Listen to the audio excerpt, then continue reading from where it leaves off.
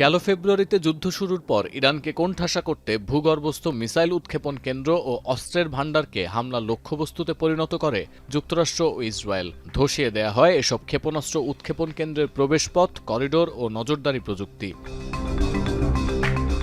পেন্টাগনের এই কৌশল শুরুতে কাজে আসলেও দমানো যায়নি বিপ্লবী গার্ড কর্পসকে। নোভা এলইডি টিভি, ঝকঝকে ছবি, নিখুঁত শব্দ, 5 বছরের ওয়ারেন্টি। নোভা মানি সঠিক মান, নিশ্চিত সেবা।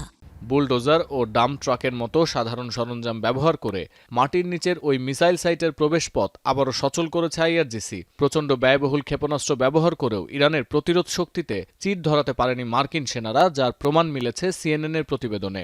স্যাটেলাইট ছবি বিশ্লেষণ করে দেখানো হয়েছে আবারও পুরোদমে হামলার জন্য প্রস্তুত ভূগর্ভস্থ মিসাইল উৎক্ষেপণ কেন্দ্রগুলো।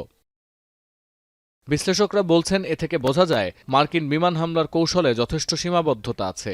ভূগর্ভস্থ বাংকারে প্রবেশপথ ধ্বংস করে বিশেষ কোনো লাভই হয়নি যুক্তরাষ্ট্র ইসরায়েলের। কারণ যুদ্ধবিরতি কার্যকরের পরপরই মিসাইল সাইটের আশেপাশের সড়ক মেরামত করেছে ইরান। উৎক্ষেপণ কেন্দ্রের প্রবেশের জন্য রাখা হয়েছে বিকল্প টানেল। সিএনএনের দাবি, তেহরানের কাছে এখনও যে বিপুল পরিমাণ ক্ষেপণাস্ত্রের মজুদ আছে তাতে নতুন করে পুরোদমে সংঘাত শুরু হলেও অস্ত্র সংকটে পড়বে না বিপ্লবী গার্ড কর্পস।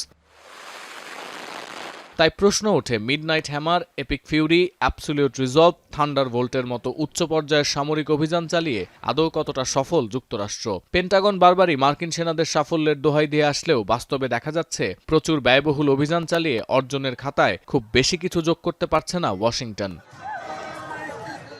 যুদ্ধের খরচ, ইরানের সস্তা ড্রোন, মার্কিন যুদ্ধবিমানের কার্যকারিতা নিয়ে অনেক প্রতিবেদন এসেছে গেল 3 মাসে। কিন্তু যুদ্ধের এই পর্যায়ে এসে দেখা যাচ্ছে অর্থনৈতিক ধাক্কার চেয়েও মার্কিন সামরিক অভিযানের সীমাবদ্ধতা এই সংঘাতে ইরানকে এগিয়ে রাখছে অনেকাংশেই। সতীর্থ কর্মকার, এখন বিশ্ব।